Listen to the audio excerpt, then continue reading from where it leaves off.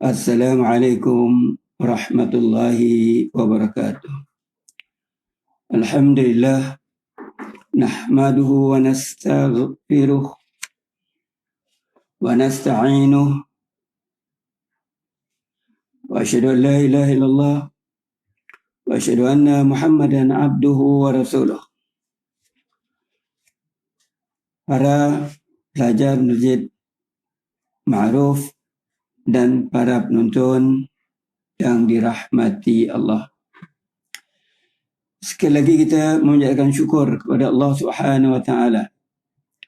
Diberikan kita kesempatan untuk meneruskan pelajaran kita yang membincangkan penghayatan solat.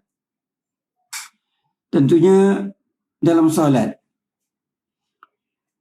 surah yang wajib kita baca ialah Al-Fatihah. Sehari 17 kali sekurang-kurangnya kita baca. Kita baca, alhamdulillah kita tahu makna. Itu belum memadai. Itu tidak akan menjadikan kita orang yang mampu untuk menghayati salat jika kita tidak dapat mengaitkan surah Al-Fatihah itu dengan kehidupan kita seharian. Jadi pagi ini kita masih membincangkan perkataan Rabb daripada ayat Rabbil Alamin. Kalau minggu lalu kita menjelaskan bahawa Rabb yang memiliki kita, termasuklah Rabb yang memiliki kita ini, dia juga memiliki segala yang ada pada kita. Ilmu telah dijelaskan. Hari ini bahagian akhir tentang kita milik Allah ialah kita membincangkan tentang harta yang ada pada kita. Kita melihat harta yang ada pada tangan kita, harta yang kita nikmati, harta yang kita simpan, seolah-olah ia adalah milik kita. Tetapi sebagai orang yang beriman, konsep pemilikan harta kita sebagai seorang yang diamanahkan. Sebenarnya harta itu adalah milik Allah. Kerana itu dalam sebuah hadis Rasulullah, kita sambung hadis tersebut yang diriwayatkan oleh Ibnu Hibban dan Imam At-Tirmizi, yang akan ditanya ke atas kita, atau pertanyaan yang dikemukakan kepada kita setelah ditanya tentang umur kita, jasad, kesihatan kita, bagaimana kita gunakan ilmu yang dikurniakan kepada kita yang akhir, dan tentang harta, daripada mana dibelanjakan, daripada mana didapati, dan bagaimana seseorang itu membelanjakan hartanya. Kita tidak boleh mengatakan bahawa tungkus lumus, keringat, tenaga yang kita telah sumbangkan menyebabkan harta itu sampai kepada kita. Kalau ia tidak dibentangkan, kalau ia tidak disiapkan oleh Allah Subhanahu wa taala, macam mana kita kuat bekerja pun, ia tidak akan sampai kepada kita. Allah Subhanahu wa taala berfirman dalam surah Al-Jasiyah ayat 13. A'udzubillahi minasyaitonir rajim. وسخر لكم ما في السماوات وما في الأرض جميعا منه. Bermaksud Allah Subhanahu wa Ta'ala, ataupun dialah yang menyediakan bagi kamu apa yang ada di langit dan apa yang ada di bumi, semuanya daripada Allah Subhanahu wa Ta'ala. Allah menyediakan dan manusia berusaha, manusia berikhtiar, dan manusia mencari jalan bagaimana harta yang telah disediakan oleh Allah Subhanahu wa Ta'ala dapat dinikmati dan dapat dikecap olehnya. Jadi bila ia sampai di tangan, ia didapati dengan izin Allah. Kita tak boleh mempunyai satu anggapan dengan kita bekerja pasti kita akan dapat. Kerana kepastian hak Allah Subhanahu wa Ta'ala. Contoh, bila kita bekerja pasti majikan akan bayar. Kerana telah ada satu perjanjian di antara kita dengan majikan. Jadi persetujuan majikan untuk mengambil kita sebagai pekerjanya, ataupun kalau dalam bisnes kita bekerja dalam bisnes, kita berjaya, itu adalah merupakan rezeki yang telah ditetapkan oleh Allah Subhanahu wa Ta'ala kepada kita. Kita tak boleh memastikan bahawa dengan kita kerja kuat kita akan kaya. Berapa ramai orang yang kerja kuat tapi di hujung hidupnya dia dalam keadaan yang tidak kuat ekonominya, malah sebahagiannya masih terus melunta-lunta ataupun meminta-minta. Semuanya ditetapkan oleh Allah Subhanahu wa Ta'ala. Tugas kita ialah berusaha dan mencari.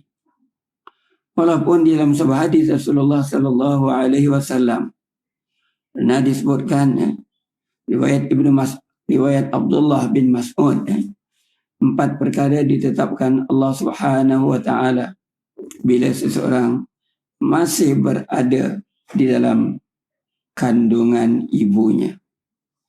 Malaikat akan mencatatkan rezekinya, batas umurnya, kebahagiaan dan kecelakaan dalam hidup, dan juga jodohnya. Itu penetapan Allah Subhanahu wa Ta'ala. Kita tidak mengetahui apa yang telah ditetapkan oleh Allah Subhanahu wa Ta'ala hingga kita telah memperolehinya. Katalah rezeki tadi kan, harta, kita berusaha dan berusaha. Bila Allah menetapkan, itu perintah Allah, kita dapat. Itu yang dalam surah Al-Jumu'ah Allah Subhanahu wa Ta'ala memerintahkan kita. A'udzubillahi minasyaitonirrajim. فَإِذَا قُضِيَتِ الصَّلَاةُ فَانْتَشِرُوا فِي الْأَرْضِ وَابْتَغُوا مِنْ فَضْلِ اللَّهِ وَاذْكُرُوا اللَّهَ كَثِيرًا لَعَلَّكُمْ تُفْلِحُونَ. Maka apabila kamu telah menunaikan solat, maka hendaklah kamu bertibaran di muka bumi Allah Subhanahu wa Ta'ala dan berusahalah untuk mendapat fadlillah, untuk mendapat kurniaan Allah, sebagian daripada kurniaan Allah. Dan dalam waktu itu hendaklah kamu sentiasa mengingati Allah dengan sebanyak-banyaknya. Semoga kamu akan berjaya. Walaupun Allah telah menetapkan rezeki. Kita mestilah berikhtiar dan berusaha. Ayat ini amat jelas. Kita tidak boleh berpeluk tubuh. Kita kata kalau rezeki dia akan datang. Tapi kena ingat, rezeki tidak akan datang kalau tiada usaha. Katalah, kita tak berdaya untuk mencari rezeki kerana keuzuran, kerana badan yang terlalu lemah, sakit dan sebagainya. Maka dalam keadaan macam itu, dari mata kasar kita, tak akan rezeki itu datang.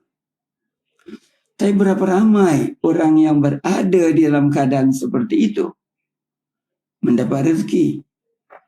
Ada orang yang bersimpati, bersedekah kepadanya dan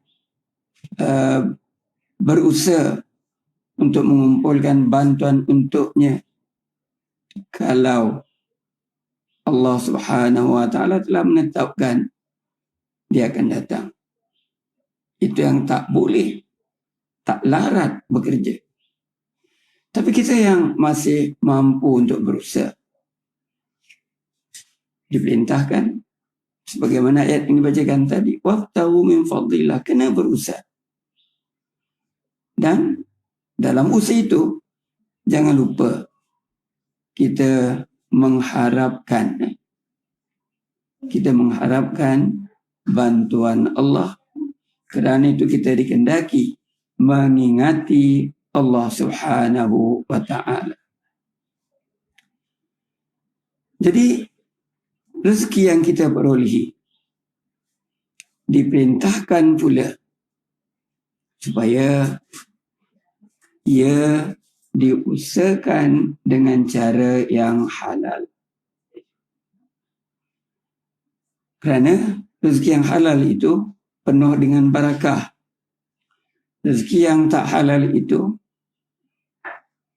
barakahnya kurang atau tiada barakah, ataupun yang mendapatnya akan terus dalam keadaan yang tidak diradai oleh Allah Subhanahu wa taala.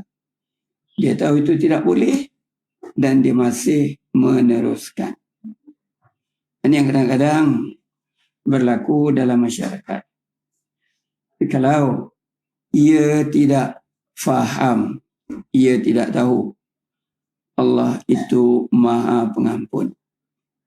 Dan setelah dia tahu cara yang didapati itu tidak halal, adalah segera bertaubat kepada Allah Subhanahu wa ta'ala.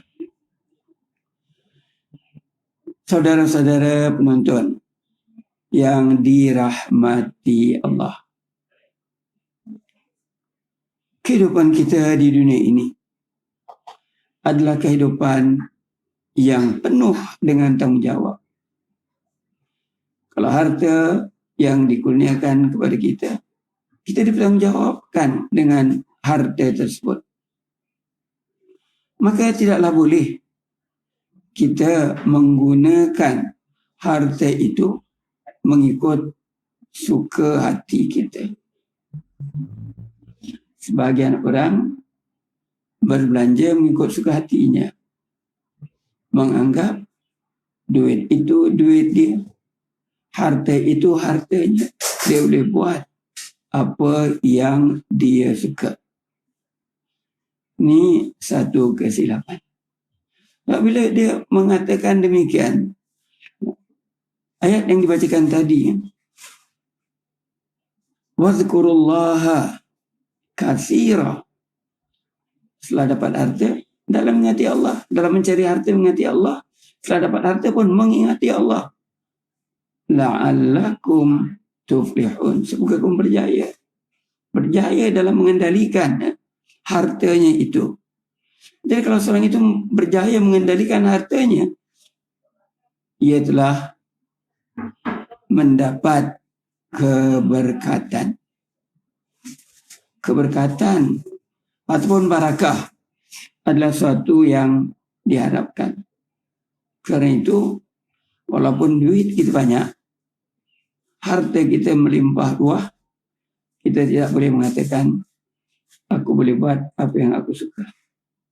Sebagai yang beriman, bila mengingati Allah, kita akan berbelanja mengikut apa yang Allah suka, bukan apa yang kita suka.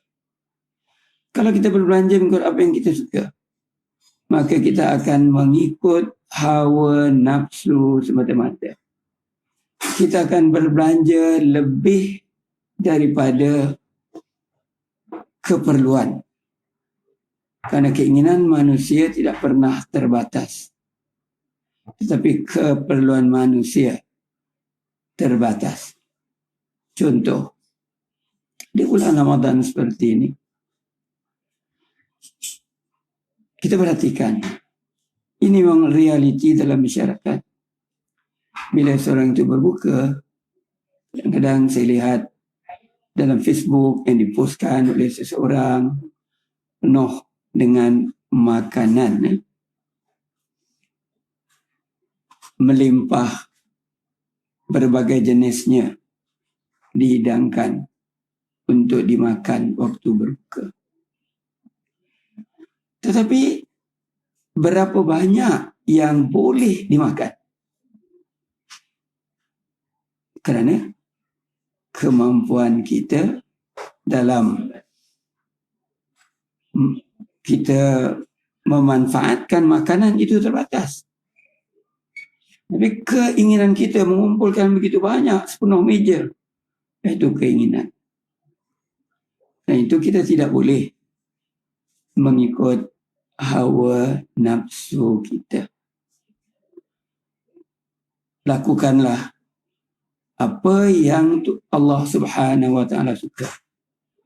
Bukan kita melakukan apa yang kita suka. Dalam kita berbelanja, kerana ia merupakan, harta itu merupakan amanah dari Allah Subhanahu wa Ta'ala kepada kita. Kita tidak boleh pula mempunyai sifat kedekut. Setiap yang kita perolehi, banyak atau sikit, ada hak orang lain pada harta kita itu. Contoh, yang menjadi suami, dalam harta yang dia dapat itu, dalam gaji yang dia perolehi, ada hak isteri dia, ada hak anaknya, malah ada hak ibu bapanya yang masih ataupun yang memerlukan bantuan daripada anak-anaknya.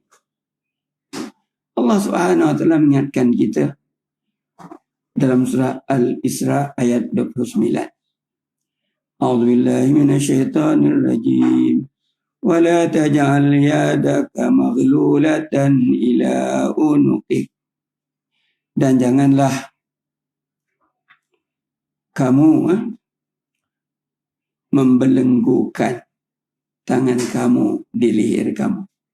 Maksudnya meletakkan kedua tangan di leher. Bila meletakkan kedua tangan ini di leher, apa yang boleh dilakukan?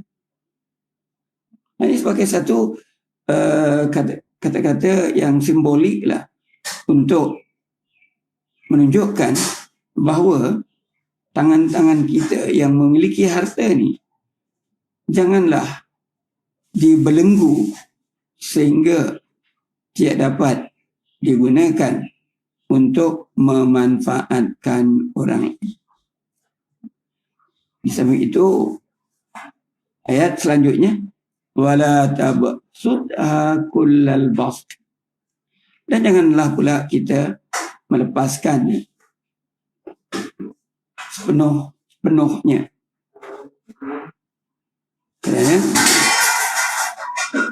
Kerana ini akan menjadikan kita malumam mahsura. Fataquda malumam mahsura.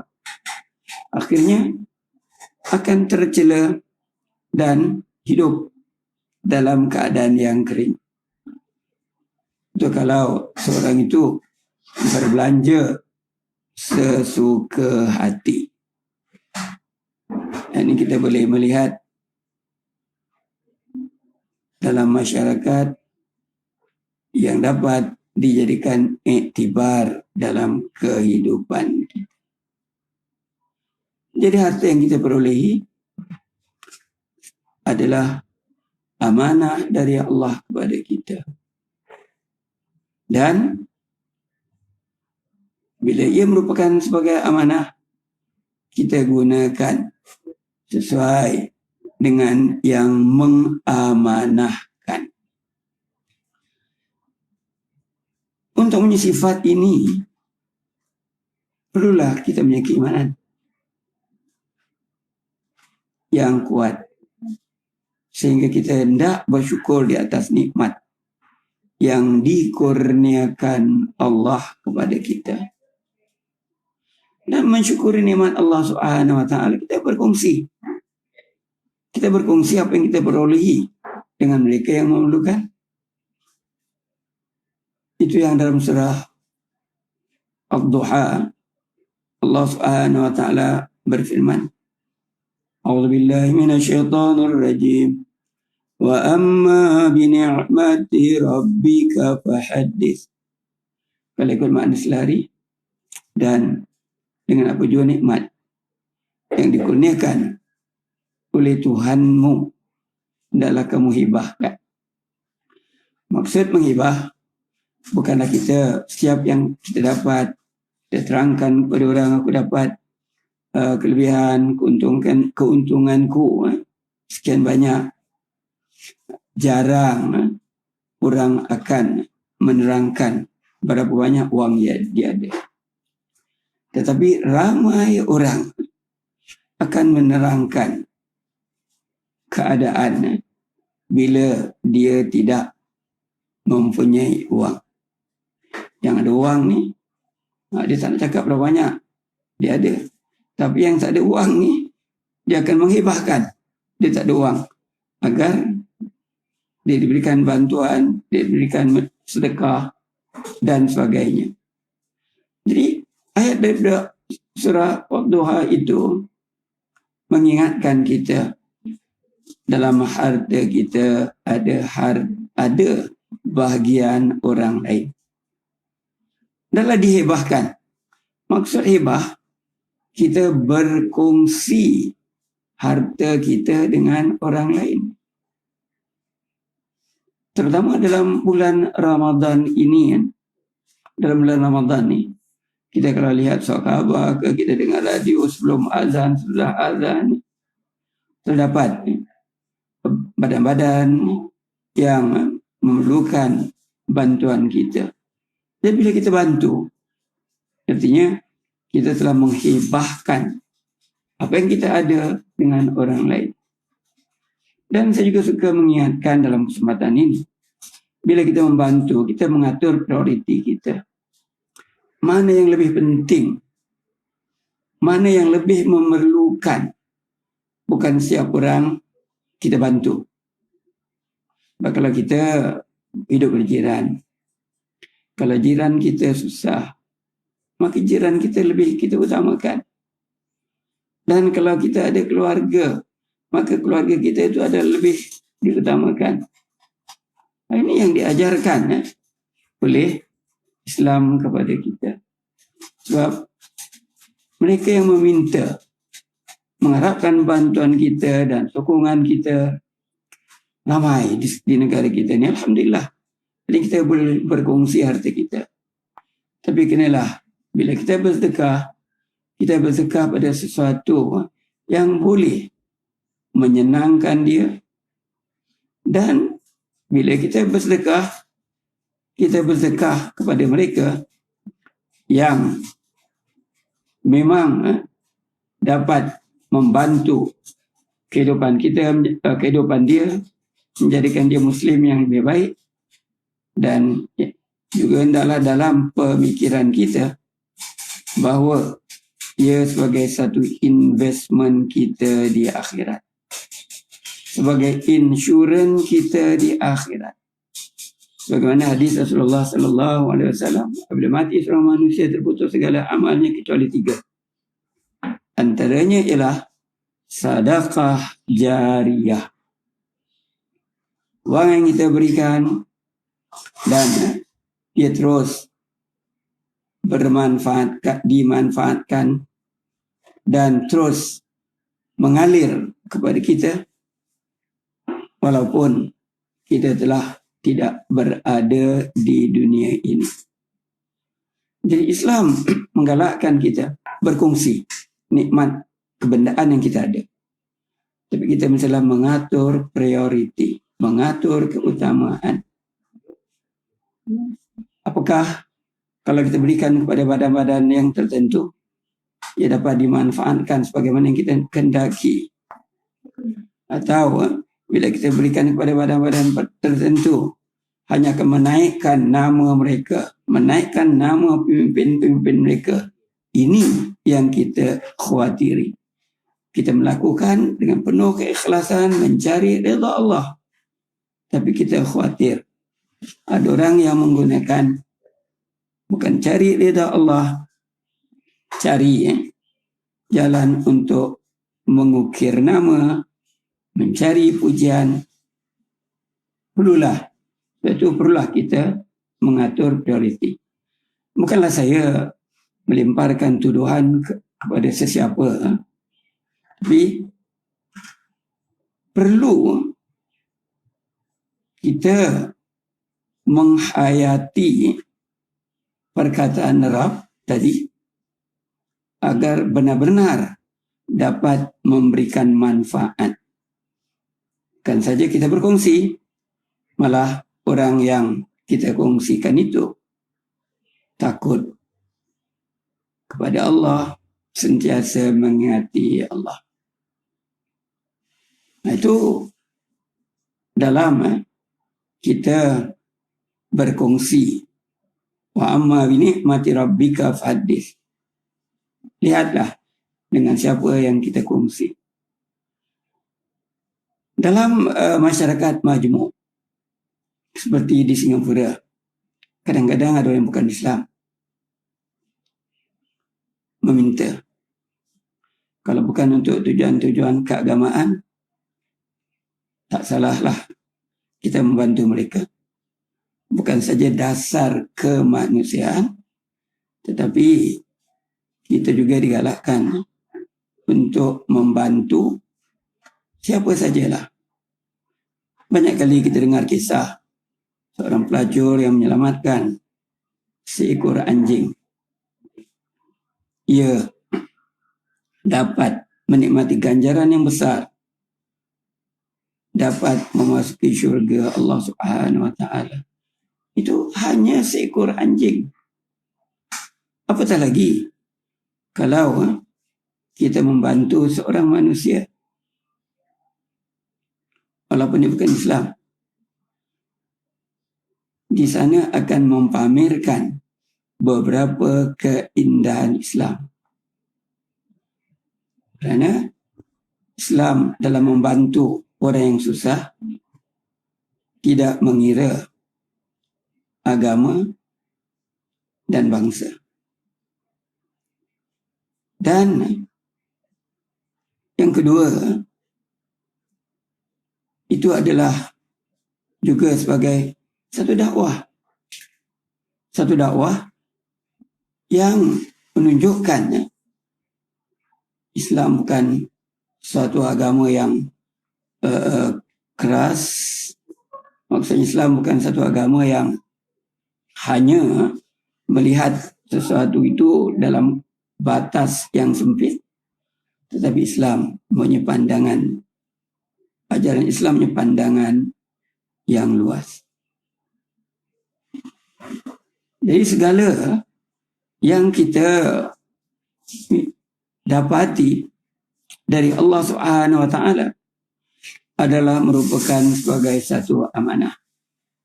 maka janganlah kita menjadi seorang yang bakhil, dan janganlah kita berbelanja lepas begitu saja mengikut suka hati kita. InsyaAllah tajuk ini kita akan sambung minggu depan. Bagaimana kita mengendalikan harta, kerana ia merupakan amanah dan harta itu adalah milik Allah Subhanahu Wa Taala. Tapi kita diberikan kesempatan memikul amanah itu. Itu juga sebagai satu ujian Allah Subhanahu Wa Taala kepada kita. Hingga kita berjumpa lagi minggu hadapan insya-Allah. Wabillahi taufiq wal hidayah. Wassalamualaikum warahmatullahi wabarakatuh.